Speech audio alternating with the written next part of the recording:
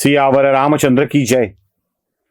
रामचंद्राच्या सामर्थ्याची पुन्हा एकदा पाहणी करायला शुक आणि सारण वानर रूपामध्ये रामचंद्रांच्या खेम्यात गेले खरे.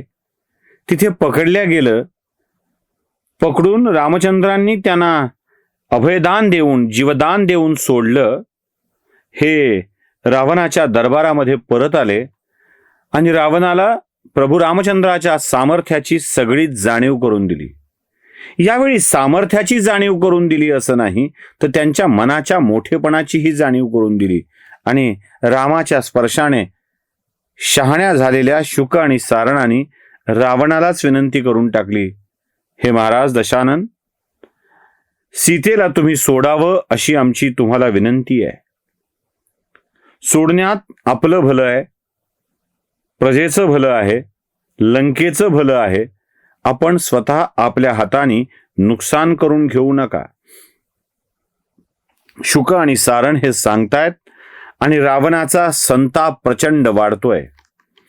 खर तर शुक आणि सारणाच्या या रामचंद्रांच्या बलाच्या वर्णनानंतर, शक्तीच्या वर्णनानंतर लंकेतल्या अर्ध्या अधिक सरदारांची भीतीनं गाळण उडालेली आहे. सेनापती विचार करू लागलेत की आपल्या गोटात आलेल्या शत्रूच्या माणसाला निसंकोचपणे सोडून देऊन त्याला आपलं सामर्थ्य शत्रूला सांग, आमची विवरचना सांग असं सांगणारा बलाढ्य वीर काय शक्तीचा असेल. याच्या ताब्यात आपण सापडलो तर काय होईल. चाणाक्ष रावण आपल्या दरबारांच्या मध्ये होणाऱ्या या भावनांना ओळखतोय, पण आपल्या अहंकाराला सोडायला तयार नाहीये. याच अहंकारातून रावणाला असं वाटतंय की यांच्या मनातलं रामचंद्राविषयीचं भय घालवायचं असेल तर मला अधिक सशक्त आहे, बलवान आहे हे दाखवावं लागेल. रावण स्वभावाप्रमाणे वागतोय, अहंकारी वृत्तीप्रमाणे वागतोय.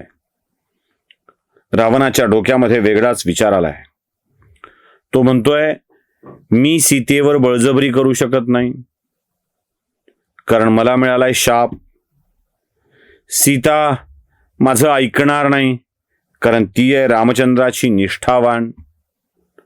कसं असतं बघा, एकदा का माणसाला अहंकाराने ग्रासलं की न चालू शकणारे प्रयोग करावे असं वाटू लागतं.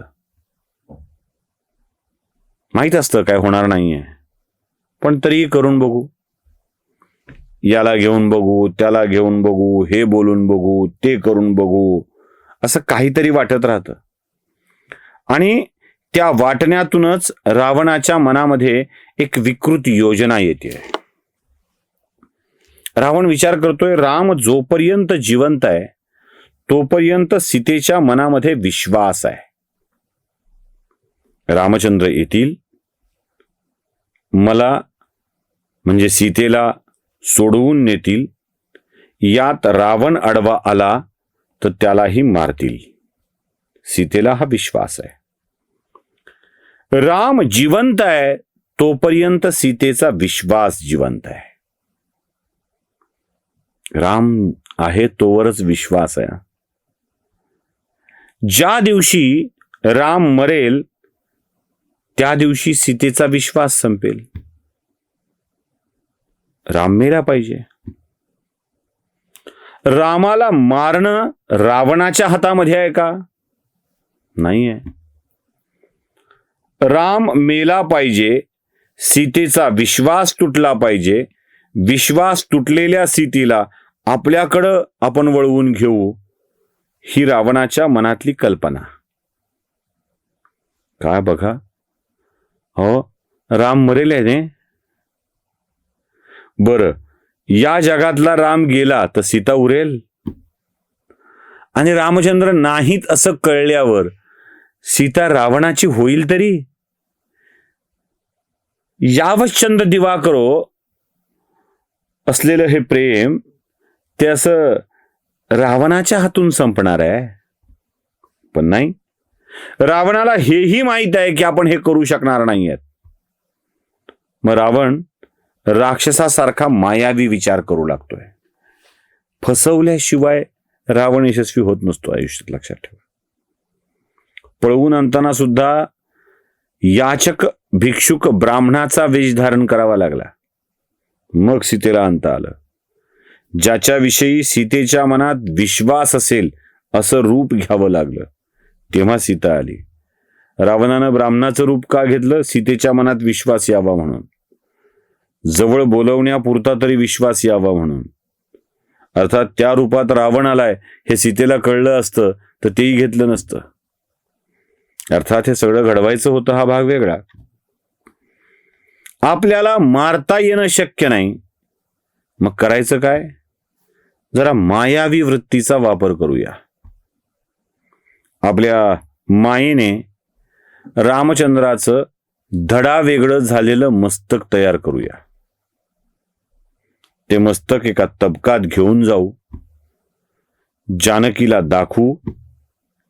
राम गेल्याचं कळल्यावर तिच्या मनातला राम आएंगे हा विश्वास संपून जाईल. आणि ज्या दिवशी हा विश्वास संपून जाईल त्या दिवशी रावण आपली शक्ती, प्रतिभा, ऐश्वर्य, पराक्रम, रूप सगळंच दाखवेल.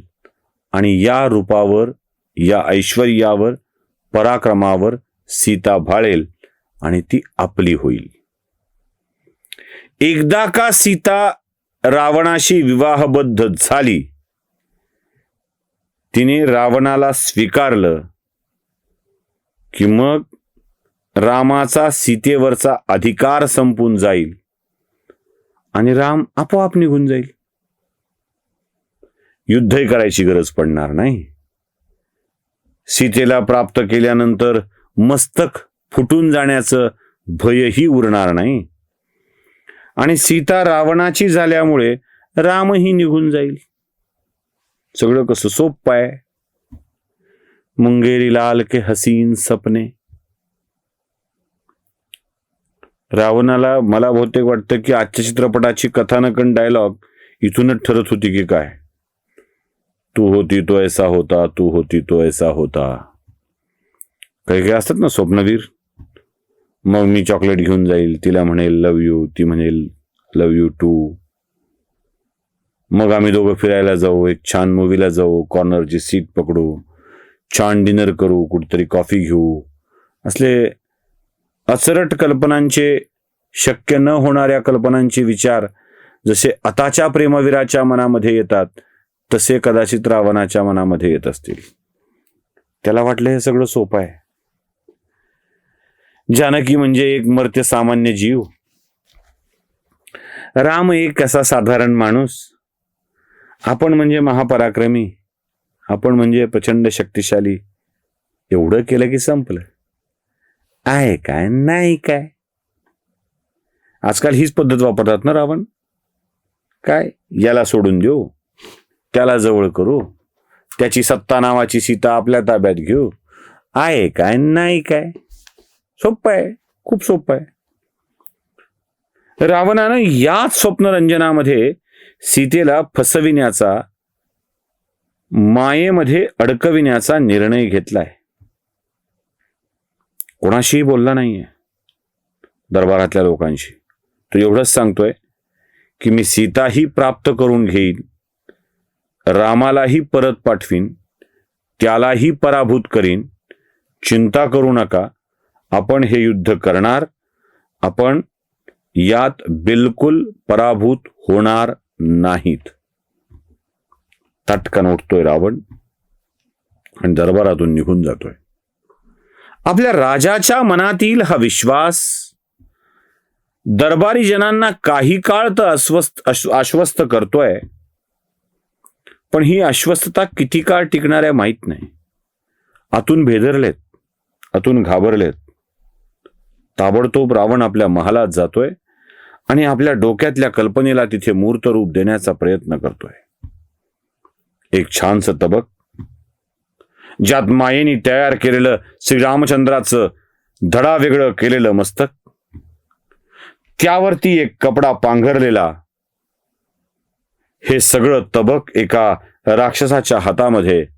आणि आपल्या महालातून रावण थेट अशोक वाटिकेकडे निघतोय सीतेला फसविण्यासाठी, घाबरं करण्यासाठी आणि आपलं करण्यासाठी. अशोक वाटिकेत काय घडतंय ते बघूया पुढच्या भागात. सियावर रामचंद्र की जय.